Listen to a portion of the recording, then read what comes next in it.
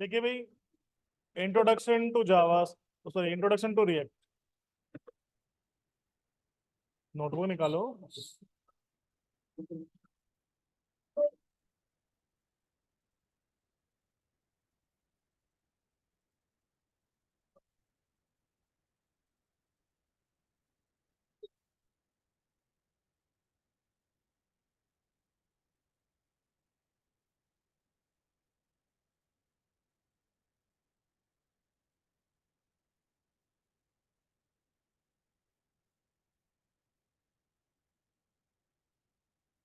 लिखे भाई रिएक्ट के बारे में दो चार लाइनें।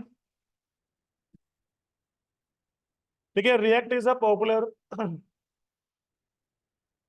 React is a popular JavaScript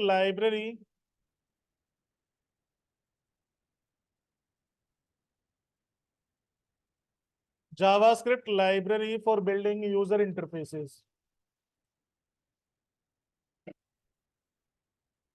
JavaScript library for building user interfaces, particularly particularly a single page application। अरे भाई क्या करके मानेगा।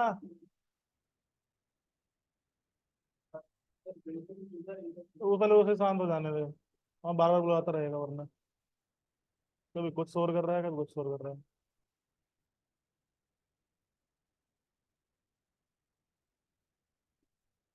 ये हो गया भाई। हेलो। हो गया तेरा ना? आवाज नहीं आनी चाहिए अब। गधा। देखिए, React is a popular JavaScript library for building user interfaces, particularly single page application. ठीक है। वेयर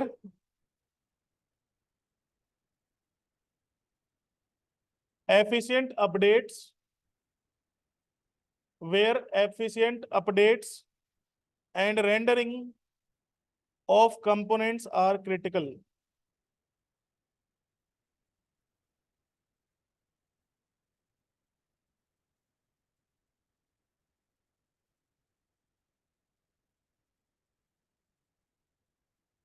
where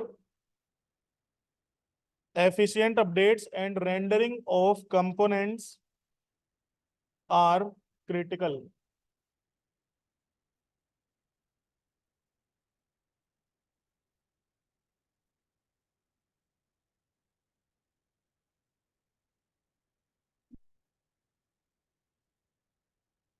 लिखिए, react was developed by Facebook in 2013। react was developed by Facebook in 2013।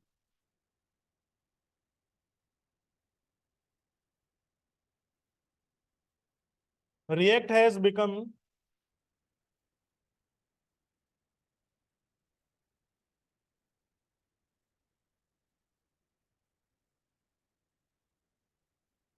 react has become one of the most popular, widely used library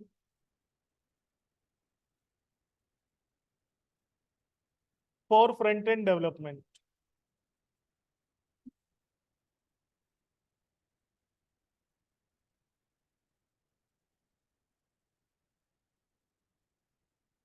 for front-end development।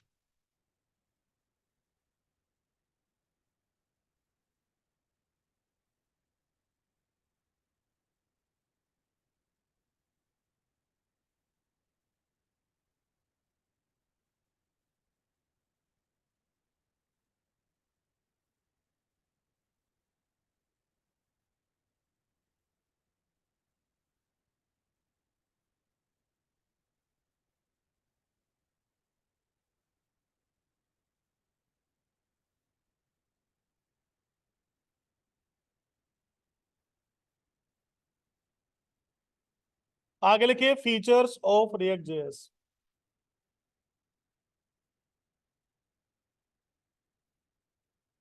ठीक है, first feature के लिए heading लिखिए component based architecture.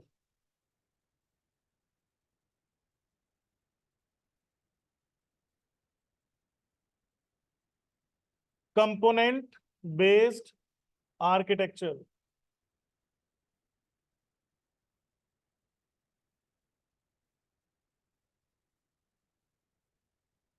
आगे लिखिए, इसी मतलब इसके बारे में लिखिए। React encourage, react encourage the creation of reusable components, react encourage the creation of reusable UI components,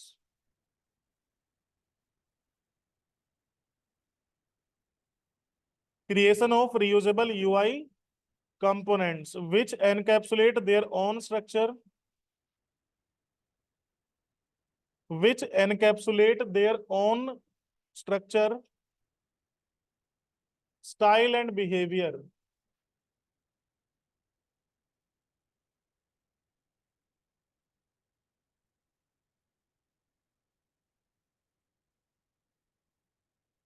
Style and behavior.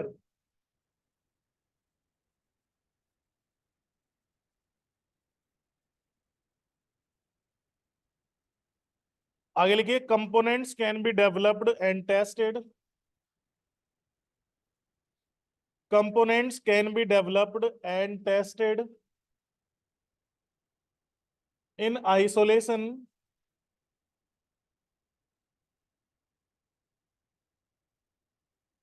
Isolation मतलब कि कंपोनेंट जब बनाते तो दूसरे पे डिपेंडेंट नहीं होते, आइसोलेट होता है। Making the development process more manageable and testable.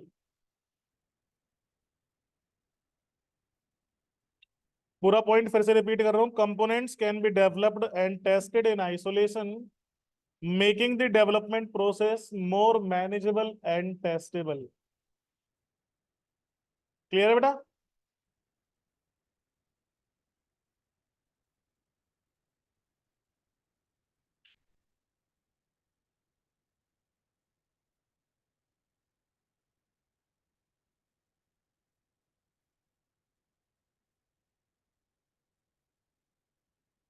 एक second. Hello.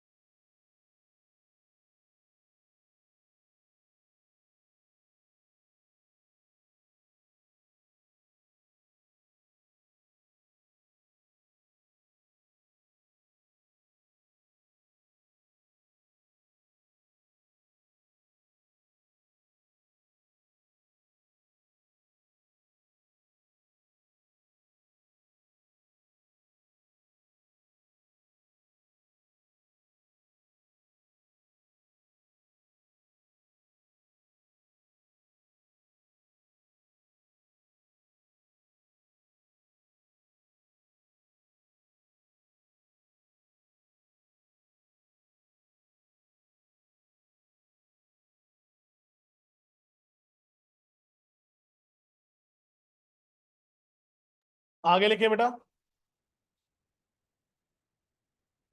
Second feature JSX। अच्छा एक मिनट, जो अभी मैंने बताया कंपोनेंट रीयूजेबल कंपोनेंट्स, ये रीयूजेबल यूआई कंपोनेंट्स का मतलब क्या है? रिएक्ट में हम लोग जब भी कंपोनेंट बनाते हैं तो इसका मतलब होता है रिएक्ट एक छोटा सा पार्ट या पूरा एक पेज। जैसे यहाँ पे होम पेज है, रिएक्ट ऑफिशियल वेबसाइट है react.dev, ये इसका पूरा होम पेज है। तो वैसे तो अब चाहो तो पूरा पूरा होम पेज भी एक ही कंपोनेंट में बना सकते हो, या आप चाहो तो छोटे छोटे कंपोनेंट्स बना के उन्हें मर्ज कर सकते हो। क्लियर है? तो कंपोनेंट में एक लाइन भी हो सकती है और 1000 लाइन भी हो सकती है, वो डिपेंड करता है आपके नीड पे। अब रियूजेबल कंपोनेंट्स का मतलब क्या है, यहाँ पे देखो, एक हेडिंग है, एक पैराग्राफ है, कोड वाला पार्ट है, वीडियो है और एक पैराग्राफ है। यहाँ पे फिर से सेम चीज रिपीट हो रही है, फिर से एक पैराग्राफ है, कंटेंट डिफरेंट है लेकिन है paragraph, sorry, heading, paragraph, code, videos और पैराग्राफ। फिर से वही heading, paragraph, code, videos and paragraph, बस यहाँ पे एक बटन और आ गया extra. Heading, paragraph, code, videos, paragraph और एक बटन। फिर से वही, ये थोड़ा अलग है, इसको छोड़ दो। तो एक, दो, तीन, चार। अब ये चार आइटम्स या तो आप 4 बार अलग अलग बनाओ, या एक कंपोनेंट बनाओ और उसमें डायनामिक डेटा भेज दो।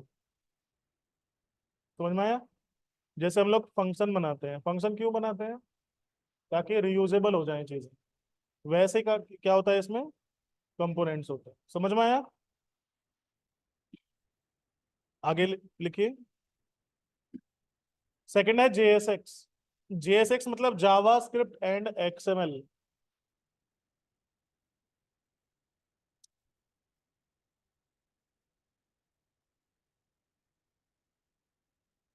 जावा script and XML.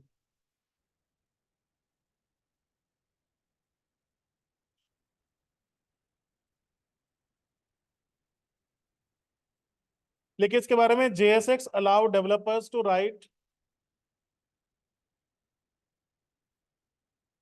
JSX allow JavaScript, sorry, JSX allow developers to write HTML like code within JavaScript.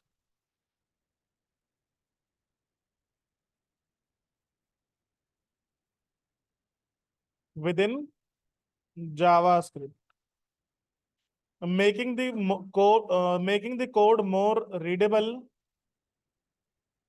making the code more readable and easier to understand, and easier to understand. Clear है? यहाँ पे ध्यान दो, function, video, यहाँ पे ये JavaScript का code है, रिटर्न जावास्क्रिप्ट का है। अब देखो, div, anchor tag, heading, paragraph, button. Clear है? तो कहने का मतलब है, ये तो हमने HTML का कोड मिक्स कर दिया ना जावास्क्रिप्ट के साथ, तो इसे JSX सिंटैक्स कहते हैं, जावास्क्रिप्ट एंड XML। क्लियर है? HTML नहीं है, ये XML है। क्लियर है? आगे लिखिए इसी में, JSX is syntactic sugar for React dot create element. JSX is syntactic sugar for React dot create element,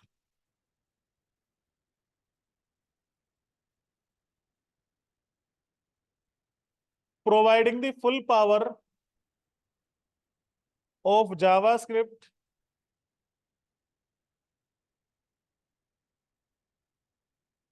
providing the full power of JavaScript within the template code, within the template code. Third लिखे virtual डोम। Third feature है virtual डोम।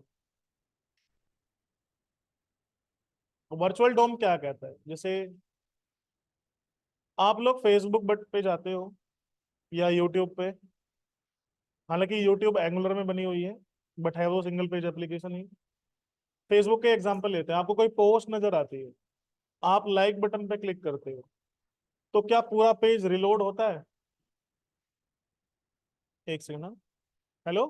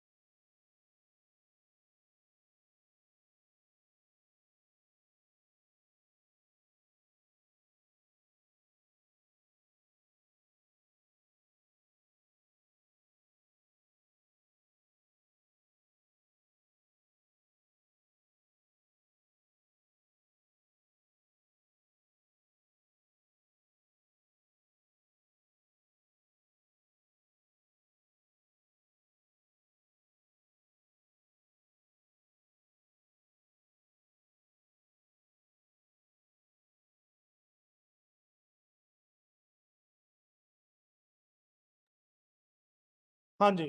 तो Facebook पे जैसे आप like button पे click करते हो तो पूरा पेज तो रिलोड नहीं होता, सिर्फ वो पर्टिकुलर पार्ट चेंज होता है। अब ये होता कैसे? तो रिएक्ट में क्या होता है कि जो हमारा डोम होता है, डोम तो आपने पढ़ लिया जावास्क्रिप्ट में, मतलब जो हमारा वेब पेज है उसका ऑब्जेक्टिफाई कर देते हैं, जावास्क्रिप्ट में कन्वर्ट कर देते हैं, जिसे हम लोग क्या कहते हैं, डोम कहते हैं। तो रिएक्ट में एक वर्चुअल डोम बनता है, मतलब जो रियल डोम है उसके पैरेलल में क्या बनेगा, एक वर्चुअल डोम बनेगा। ठीक है। उसके बाद जो भी सिर्फ चीजें चेंज होती हैं, सिर्फ रियल डोम में और वर्चुअल डोम को कंपेयर किया जाएगा कि दोनों में चेंज किया है, सिर्फ उस चेंज को रियल डोम में अपडेट किया जाएगा। क्लियर है? ना कि पूरे पेज को रिलोड किया जाएगा। समझ में आया? इससे क्या होगा, चीजें फास्ट हो जाएंगी। भाई मान लो ये पूरा वेब पेज है, मैं इसमें बस यहाँ पे मैं कुछ चेंज कर दूं, तो मुझे पूरे पेज को रिलोड करने की जरूरत क्या है? अगर पूरा पेज रिलोड होगा टाइम लगेगा ना। हम सिर्फ उस पार्ट को चेंज करेंगे जहाँ पे चेंज नेसेसरी है या जहाँ पे चेंज हुआ है एक्चुअल में, बाकी पूरा कंपोनेंट एज इट इज रखते हैं। इसे बोलते हैं वर्चुअल डोम फीचर। लिख लो इसके बारे में। React use a virtual DOM to minimize direct manipulation of the actual DOM. React use a virtual DOM to minimize direct manipulation of the actual DOM.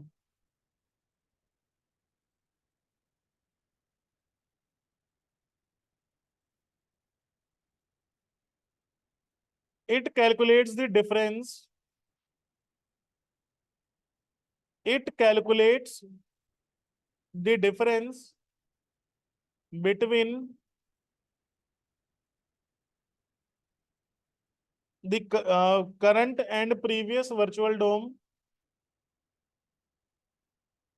current and previous virtual DOM state. State, state is like local memory. अभी आप local memory मान लो कि local memory में जो change हुआ होगा उसे detect करता है प्रीवियस से और नए से कंपेयर करके, सिर्फ वो पर्टिकुलर पार्ट चेंज किया जाता है। ठीक है? क्लियर है? तो क्या लिखा है, प्रीवियस मतलब current and previous state, virtual DOM state, and update only the necessary part of the real DOM, and updates only the necessary part of real DOM.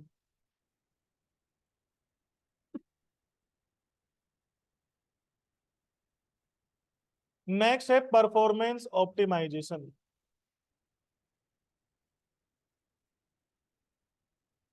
Performance optimisation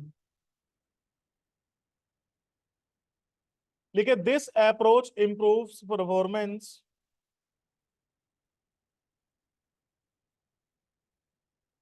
this approach improves performance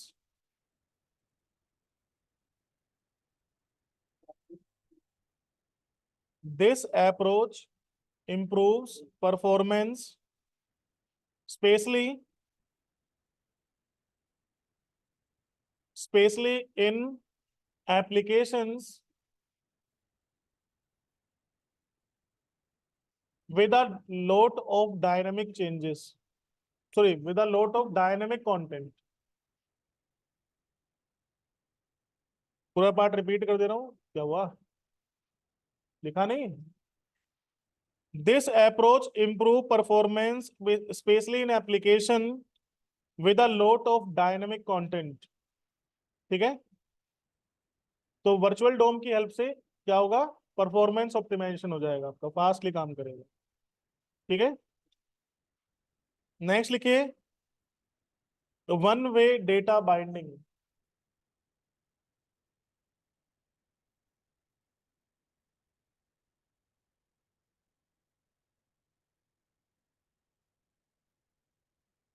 in React applications data flows in a single direction, data flows in the in a single direction, that is from parent, that is from parent to child component.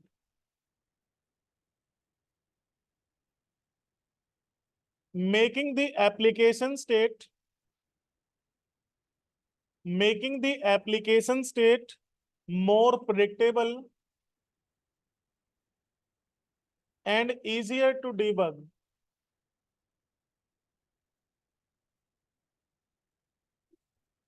Easy to debug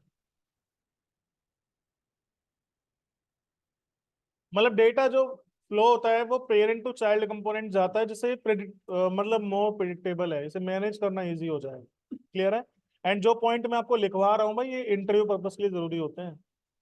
जब आप interview के लिए जाओगे तो react के बारे में दो चार चीजें तो इसी से निकल जाएंगी, इंटरव्यू इसे पढ़ के जाना इसे जब भी इंटरव्यू के लिए जाओगे, जो लिखवा रहा हूँ। क्लियर है? बाकी चीजें आधी समझ में क्या आएंगी अभी, क्योंकि जब तक रिएक्ट पढ़ोगे नहीं तब तक ये चीजें आधी समझ में आएंगी। लेकिन लिखवाना इसलिए जरूरी होता है ताकि आपको एक थोड़ा एक बेसिक आइडिया लग जाए रिएक्ट क्या है। ठीक है? जब भी इंटरव्यू के लिए जाओ ध्यान रखना ये चीज पढ़ के जाना, दो तीन क्वेश्चन इसी से निकल जाएंगे तुम्हारे।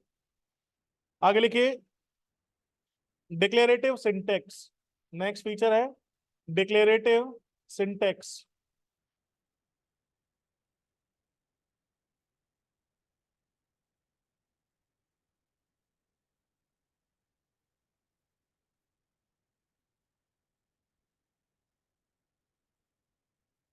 लिखिए इसके बारे में, React allow developers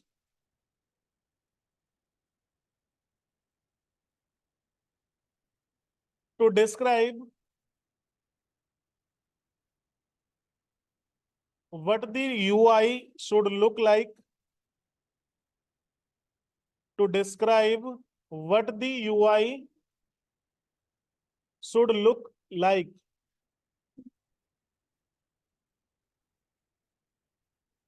for any given state.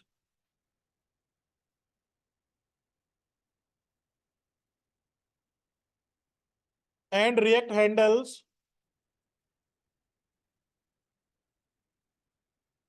the rendering and updates.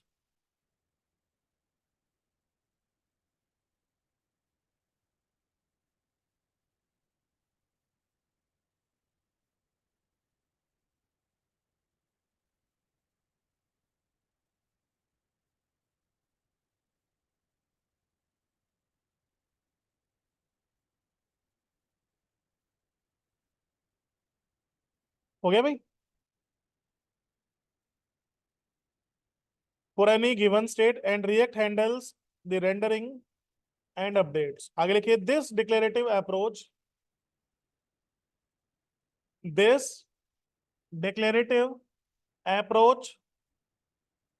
simplifies the code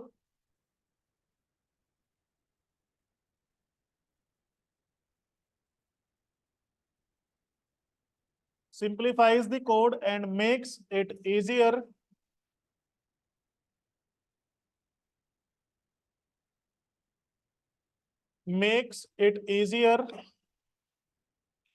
to understand and maintain.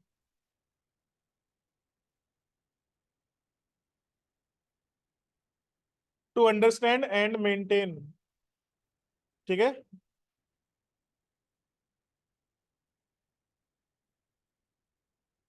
Next feature लिखिए रिएक्ट हुक्स।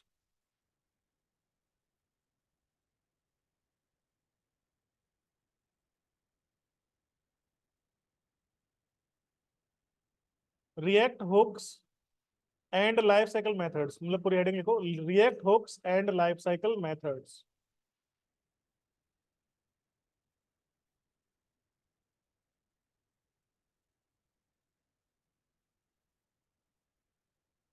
लिखिए React provide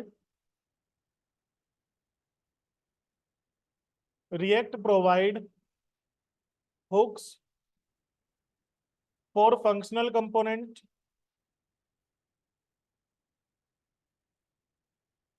React provide hooks for functional component and life cycle methods for class component.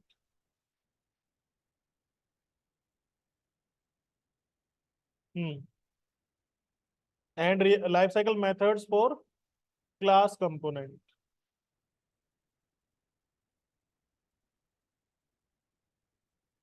These features helps developers to manage state. These features helps developers to manage state, applying side effects, applying side effects at and other powerful operations and other powerful operations at different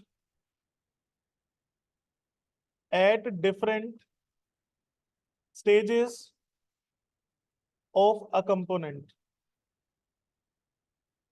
At different stages of component. Component की ना different stage होती है, जैसे mounting, अनमाउंटिंग, updating state. Mount मतलब जिस time component बनता है उसके लिए कुछ लाइफ साइकिल मेथड्स हैं, हुक्स हैं. जब अपडेट होता है उसके लिए अलग हुक्स हैं, लाइफ साइकिल मेथड्स हैं. और जब डिस्ट्रॉय होता है उसके लिए अलग. तो हम लोग अपने लॉजिक को मतलब एक काफी स्ट्रॉन्ग लॉजिक अप्लाई कर सकते हैं इनको यूज करके. क्लियर है? वो आपको समझ में आएगा आगे, बहुत इंपॉर्टेंट फीचर है.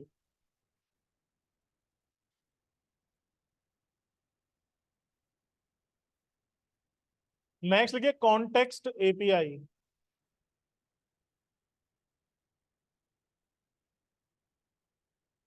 Context API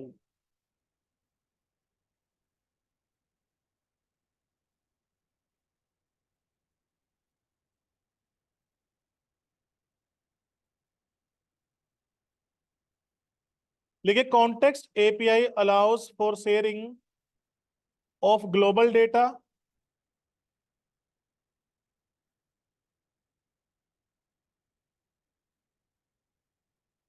allows for sharing of global data across the component tree, across the component tree without probes drilling.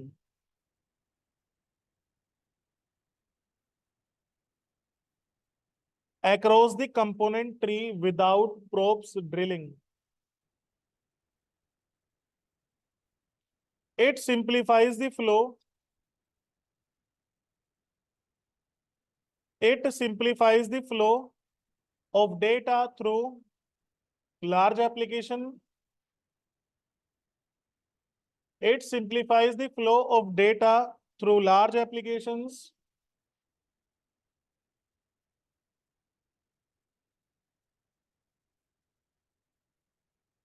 Through लिखा है, वो टू नहीं है. Through large applications and helps to manage global state. देखो react में दो चीजें सुनने को मिलेंगी आपको, local state and global state. Local state की जब बात करते हैं वो कंपोनेंट लेवल पे होता है, और जब ग्लोबल स्टेट की बात करते हैं वो पूरा एप्लीकेशन लेवल पे होता है. अब मान लो आपने एक एप्लीकेशन बनाई, ठीक है. जैसे अभी फिलहाल के लिए आप यहाँ पे जाओ, डेवकैट एजुकेशन. ये रिएक्ट में, वैसे नेक्स्ट.जेएस में बनी हुई है, पर नेक्स्ट.जेएस रिएक्ट एक ही बात है. नेक्स्ट का रिएक्ट का फ्रेमवर्क है. इसमें भाई मुझे यहाँ पे ध्यान से देखना. एक तो यहाँ पे कोर्स की लिस्ट दिखानी है. एक जो पॉपअप आया था उसमें सिलेक्ट मतलब फील्ड लगानी थी, जैसे यहाँ पे भी वो कोर्स की लिस्ट आ रही है, वहां पे भी आ रही है. फिर यहाँ पे हमने कैटेगरीज दिखा दी, यहाँ पे हमारे कुछ कोर्स दिखा दिए. क्लियर है? यहाँ पे सॉरी. तो यहाँ पे देख रहे हो एक ही डेटा को मुझे बहुत जगह यूज करना पड़ रहा है. ये भाई नेवबार कंपोनेंट है, ये हमारा अलग ये हमारा जैसे बैनर कंपोनेंट है, ये हमारा अलग कंपोनेंट है. अब बहुत सारे अलग अलग कंपोनेंट्स में डेटा तो चाहिए, एक ही डेटा चाहिए. ठीक है. तो क्या मैं 10 जगह कंपोनेंट में डेटा चाहिए तो 10 जगह कॉल करूंगा एपीआई को? नहीं, एक बार कॉल करेंगे और 10 जगह उसे सप्लाई करेंगे। तो इसके लिए यूज करते हैं हम लोग ग्लोबल स्टेट, और वो या तो कॉन्टेक्स्ट एपीआई से होगा या फिर रिडक्स से होगा। समझ में आया? तो रिडक्स जो है वो थर्ड पार्टी फीचर है, और जो कॉन्टेक्स्ट एपीआई है वो इसी का पार्ट है, रिएक्ट का ही। क्लियर है?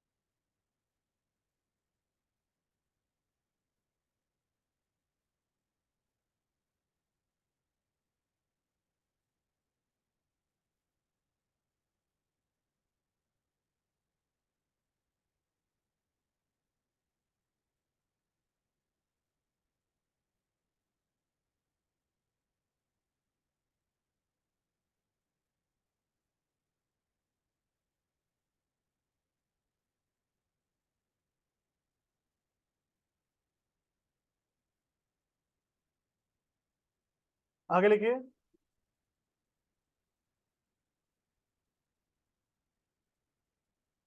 फीचर्स कंप्लीट हो गए, नेक्स्ट लिखिए आगे। Where to use React, where to use React, हमें रिएक्ट को कहाँ यूज करना चाहिए। ठीक है, फर्स्ट लिखिए सिंगल पेज एप्लीकेशंस।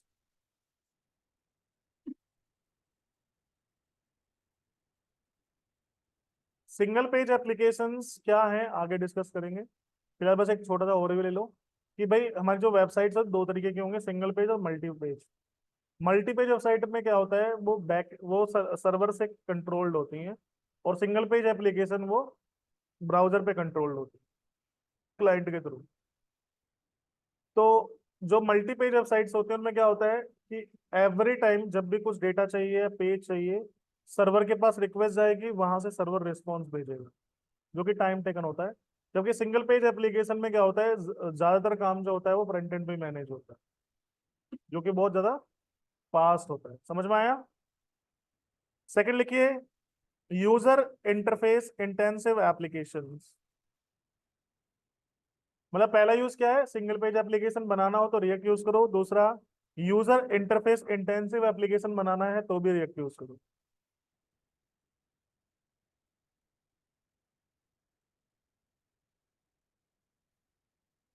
थर्ड लिखिए रियल टाइम एप्लीकेशंस।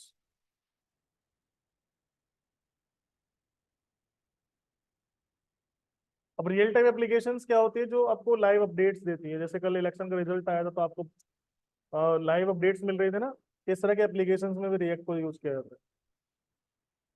फोर्थ लिखिए ई कॉमर्स प्लेटफॉर्म्स। अगर आपको एक ई कॉमर्स प्लेटफॉर्म बनाना है तो रिएक्ट बेस्ट है उसके लिए। फाइव लिखिए कंटेंट मैनेजमेंट सिस्टम, सीएमएस जिसे बोलते हैं।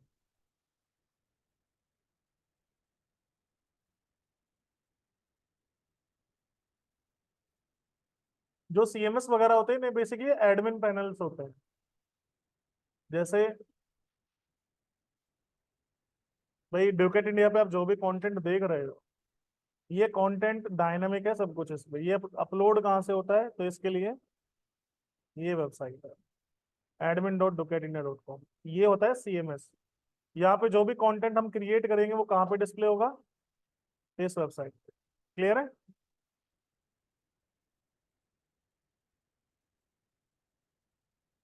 सिक्स लिखिए progressive web applications.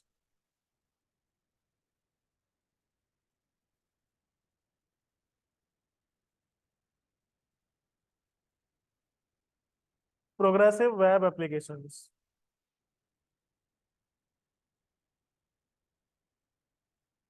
Progressive web applications ऐसी एप्लीकेशंस होते हैं जिन्हें हम लोग, होते तो वेब एप्लीकेशंस हैं बट इन्हें कन्वर्ट कर दिया जाता है मोबाइल एप्लीकेशंस के लिए।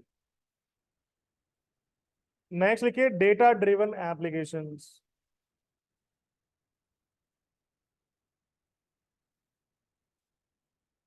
Data driven applications.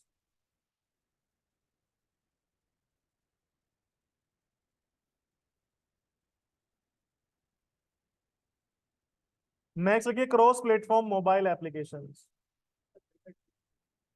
Data driven जैसे क्रिकेट मैच देखते हैं तो उसमें लाइव अपडेट्स नहीं मिलते रहते हैं हमें, तो उसमें डेटा ड्रिवन मतलब कि बार बार जैसे कुछ भी डेटा जनरेट होता है तो उसके बेस पे चेंजेस आ जाते हैं।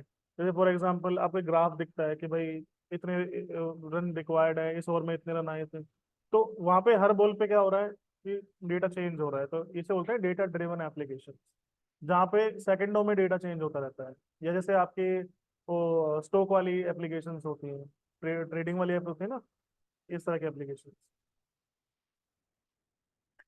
Cross platform mobile applications.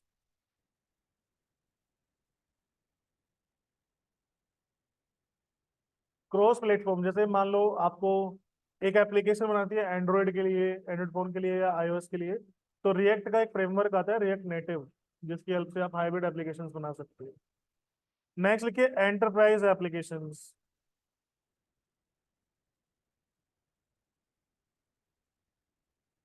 Enterprise applications मतलब ईआरपी सिस्टम्स। ईआरपी समझते हो?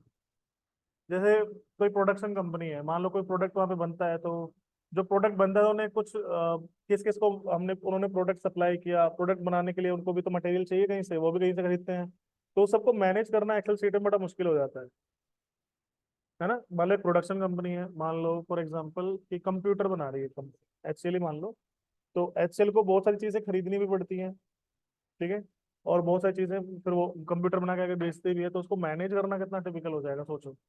तो उसके लिए एंटरप्राइज एप्लीकेशंस, ईआरपी एप्लीकेशंस बनती है। क्लियर है? आगे लिखिए educational platforms.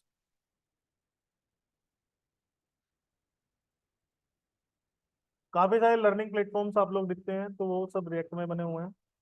Media and entertainment next.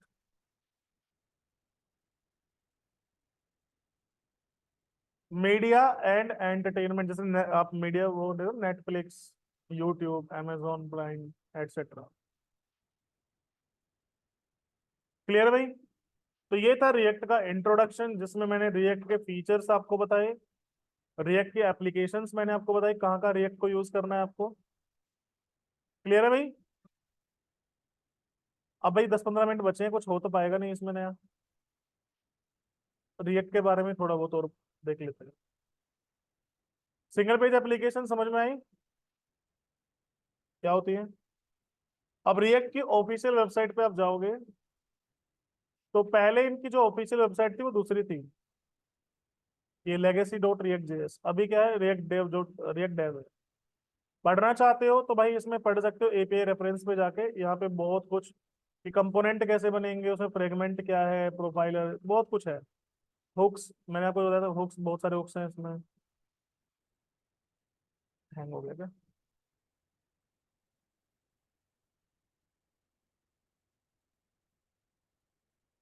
ये हुक एक ही क्यों दिखा रहा है मुझे, हुक तो बहुत सारे हैं। ठीक है, यहाँ से पढ़ सकते हो, फॉर्म बनाना है, इनपुट बनाना है, बहुत कुछ उन्होंने दे रखा है। हालांकि एक फ्रेशर इसे नहीं पढ़ सकता, थोड़ा सा आइडिया होगा तो ही आप इसे समझ पाओगे। क्लियर है भाई?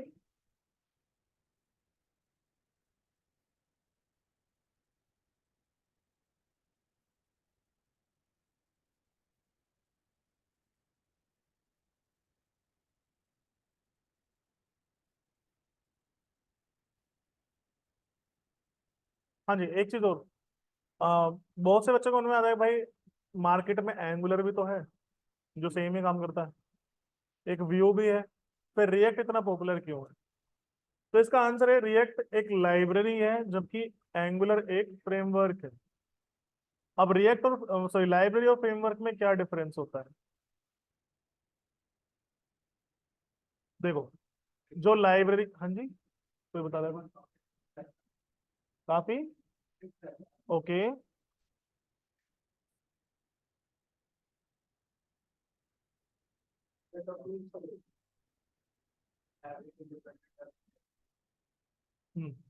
लाइब्रेरीज का कोई सेट पैटर्न नहीं होता है। आप जैसे चाहे वैसे लाइब्रेरी को यूज कर सकते हो, थोड़े बहुत पैटर्न रहते हैं बट मतलब कह सकते हो स्ट्रिक्ट पैटर्न नहीं है, तो रहता है कि आपको यही ऐसे ही करना है हर चीज। आप जैसे चाहे वैसे इंप्लीमेंट कर सकते हो। जबकि जो फ्रेमवर्क्स होते हैं उनका एक सेट पैटर्न होता है कि भाई आपको एपीआई कॉल करनी है तो कैसे करोगे, आपको कंपोनेंट बनाना है तो कैसे बनाओगे, आपको सर्विसेज बनानी है तो कैसे बनाओगे, वो सबका एक पैटर्न होता है, सेट ऑफ रूल्स होते हैं। सिंपल सी भाषा में बोले तो एप्लीकेशन को कैसे यूज करना है ये यूजर की मर्जी होती है, लेकिन फ्रेमवर्क को कैसे यूज करना होता है ये फ्रेमवर्क की मर्जी होती है। समझ में आया? ये एक तरह से ये कह सकते हो, हम एप्लीकेशन हम लाइब्रेरी को यूज करते हैं जबकि फ्रेमवर्क हमें यूज करता है। समझ में आया? लाइब्रेरी के केस में जैसा हम चाहेंगे वैसा होगा, और फ्रेमवर्क के केस में जैसा फ्रेमवर्क चाहेगा वैसा होगा। क्लियर है? बाकी at at the end of result दोनों का सेम ही आएगा, सेम ही एप्लीकेशन बन के आती है, सिंगल पेज एप्लीकेशन, जो दोनों की स्पीड ऑब्वियस मतलब सेम सी है। तो ये नहीं कि भाई एंगुलर स्लो है या फास्ट है, ठीक है। ठीक है। अब ये चीज एक बिगिनर के लिए तो ठीक है, रिएक्ट जैसे रिएक्ट के केस में कि भाई बिगिनर फ्रेंडली है, कोई दिक्कत नहीं। लेकिन ऐसा नहीं कि भाई फ्रेमवर्क में सेट ऑफ पैटर्न्स होते हैं तो वो बेकार है। बेकार नहीं है। अगर एक एक्सपीरियंस डेवलपर होगा तो वो एंगुलर के साथ काम करने में ज्यादा कंफर्टेबल फील करेगा, क्योंकि उसमें उसे ज्यादा कुछ सोचना नहीं पड़ेगा। उसे पता है कि हाँ भाई ये चीज ऐसे बनेगी तो इसका तरीका ऐसा है तो बनाओ। ज्यादा माइंड मतलब खुद से सोचने की जरूरत नहीं है कि यार इस चीज को ऐसे करूँ वैसे करूँ। क्लियर है? तो मतलब एंगुलर भी काफी अच्छा फ्रेमवर्क है, गूगल का फ्रेमवर्क है भाई। ठीक है। तो लेकिन बिगिनर फ्रेंडली की बात करें तो वो रिएक्ट है, और लाइट वेट है। एंगुलर थोड़ा हैवी है। अगर एंगुलर का बंडल साइज देखे तो वो 600-700 MB का बन जाता है, जबकि रिएक्ट का जो बंडल साइज बनता है वो 250-300 MB के आसपास रहता है। तो बंडल साइज डेफिनेटली रिएक्ट का मतलब वो थोड़ा लाइट है, लाइट वेट है। समझा नहीं? एक बार क्या नहीं समझा? ठीक है भाई। तो लाइब्रेरी के केस में क्या होगा कि जैसे हम चाहें वैसे चीजें काम करेंगी, और फ्रेमवर्क के केस में क्या होता है, जैसे फ्रेमवर्क ने रूल्स बना दिए वैसे हमें काम कर। ठीक है। रिएक्ट बिगिनर फ्रेंडली है, और एंगुलर एक्सपीरियंस्ड फ्रेंडली है। जो एक्सपीरियंस डेवलपर्स होते हैं वो एंगुलर को ज्यादा पसंद करते हैं। लेकिन इंडिया में बात करें तो इंडिया में रिएक्ट ज्यादा पॉपुलर है, और यूएस वगैरह में एंगुलर ज्यादा पॉपुलर है। ये नहीं कह सकते कि एंगुलर बेकार है या व्यू बेकार है। चाइना में व्यू ज्यादा पॉपुलर है। ठीक है। तो तीनों ठीक है। और बेनिफिट ये रहेगा कि जैसे आपने मान लो रिएक्ट पढ़ लिया तो आप एंगुलर को भी आराम से पढ़ सकते हो, क्योंकि कॉन्सेप्ट सेम सेम से ही होते हैं। बस आपको बस ये देखना होता है कि इसमें अब ये क्या काम कैसे करना है। और एंगुलर पढ़ लिया तो आपको रिएक्ट पढ़ने में हेल्प मिल जाती है, आराम से समझ में आए। क्लियर है भाई? बाकी एट द एंड रिजल्ट जो मिलेगा दोनों से वो सेम मिलेगा, इनफैक्ट तीनों से, व्यू से भी। क्लियर है भाई? चलो आज के लिए इतना ही करेंगे, बाकी नेक्स्ट क्लास।